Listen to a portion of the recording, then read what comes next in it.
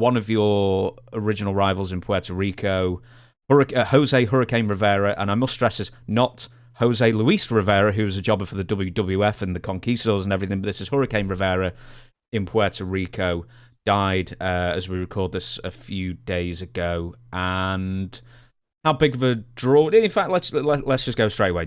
Memories of Jose.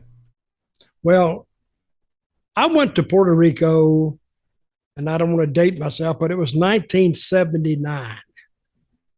And I thought they'd been in business like for years and years and years. They'd only been in business 3 years when I got down there. I didn't know that. I thought I was going down there to work for a company that, that had been around for a while. It was almost a brand new company when I got there, and they had never really drawn big money. I didn't know that. I wish somebody had keyed me in, but I didn't.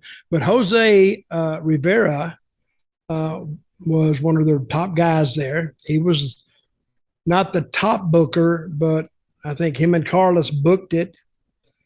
And he was always good to me.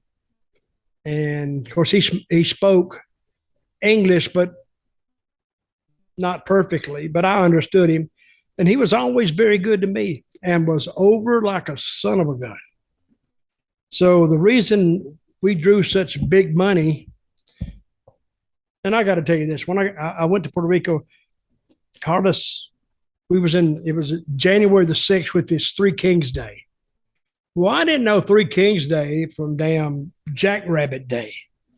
It's a religious holiday. I didn't know that. But Three Kings Day is like a second Christmas in Puerto Rico. And that's the day I went down on January the 5th because they had the big show on January the 6th.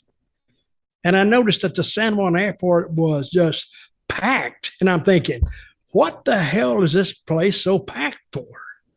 I mean, you couldn't hardly move in that airport.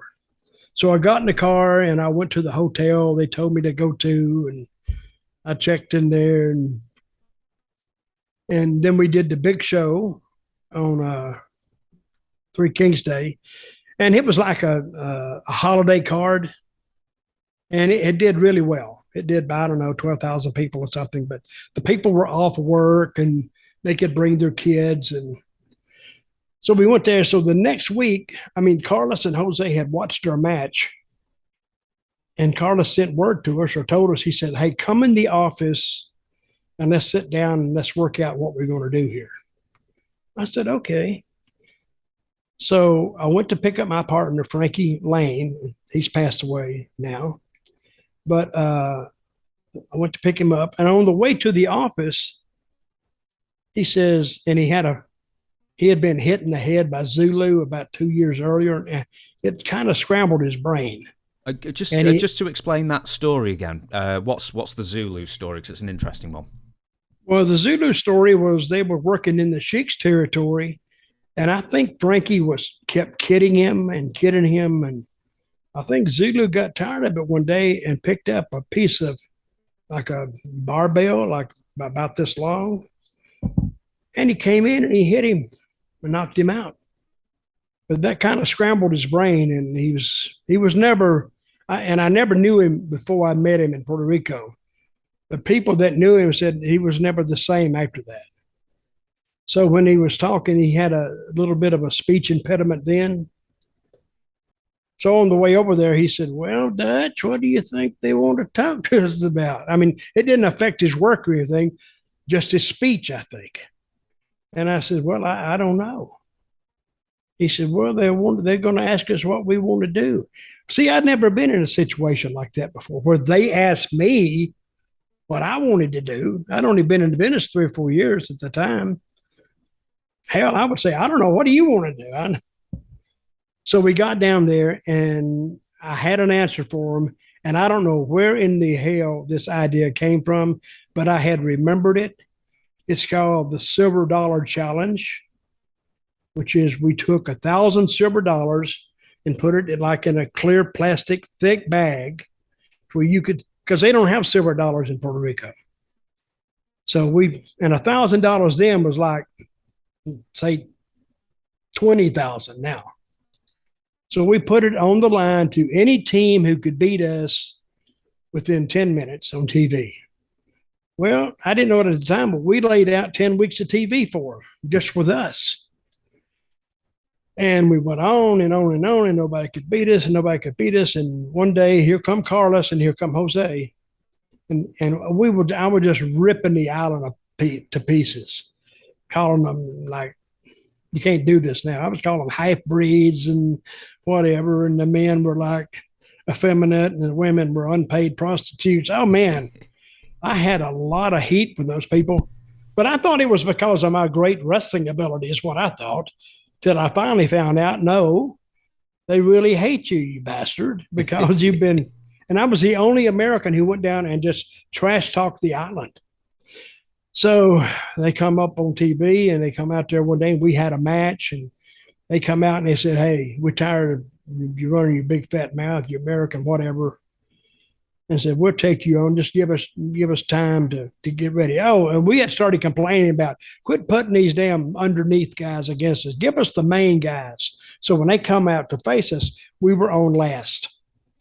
And of course, the rating that way just zoomed, because they had like Memphis used to have almost primetime ratings on Saturday morning or Saturday afternoon or whenever the show was on. So of course we had the match. They won, bastards. They won. And then we attacked Jose and got him down and kept hitting him with a chair, and he was bleeding. I remember one little old lady she could hardly stand up. She threw a chair into the ring. I still remember that. And we had trouble getting out of the ring at TV. There was only like 50, 60, 75 people there. And we had trouble getting out there. And then I remember Hurricane Castillo, because we had beat Jose up so much. Then we started on Carlos, and then Hurricane Castillo hit the ring. He was a big heel, and he started on us, and we lay off, and they cut a big promo. Then Jose went home for 4 weeks to sell it. But Castillo and Carlos, we were still selling out. And then finally, when we got to the end of that, we just parlayed Jose's injury, and he came right in a match in the big stadium, and we won another 4 or 5 weeks. We drew about 9 sellouts in a row. And I know that will never be duplicated, because I don't think they could give away 16 or 17,000 wrestling tickets in Puerto Rico now, because that's just the nature of the business. And we would draw houses upwards of, and now this is, you got to put money where money was. A dollar then was like $4 or $5 now. So we would draw $50,000 houses in that money. A $50,000 house today is good money.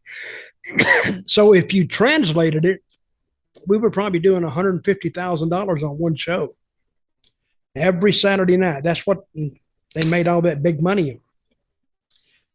But he was a good guy. He was over, and he helped me a lot. My condolences to his son, Jose Jr., who I really liked a lot. I used him later. He was very good. But I didn't know Jose Rivera had passed away till you told me. Really? I didn't know that. Look, I'm sorry to break the news to you then. Well, you told me the other day when we were talking, but it's not like you broke the news to me now. Oh. But I didn't know he had passed away, though. You very quickly, he retired very early, it seems, as far as I can see, and then he came back for a few matches here and there, and then you wrestled him in like 98 or 99 or something in a tag match, maybe.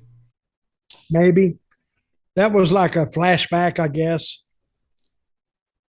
I don't remember that. But 88, or you say 88? No, 98. 98. Wow. What was it? A wheelchair match? Both of us? Well, I'm just googling now to double check my source there. I don't remember that, to tell you the truth. Well, fair enough then. Well, I'll tell you what then. We'll move on to some more news then. But just before I do, can someone please change Jose Luis Rivera's Wikipedia to say that he's still alive, for goodness sake? you.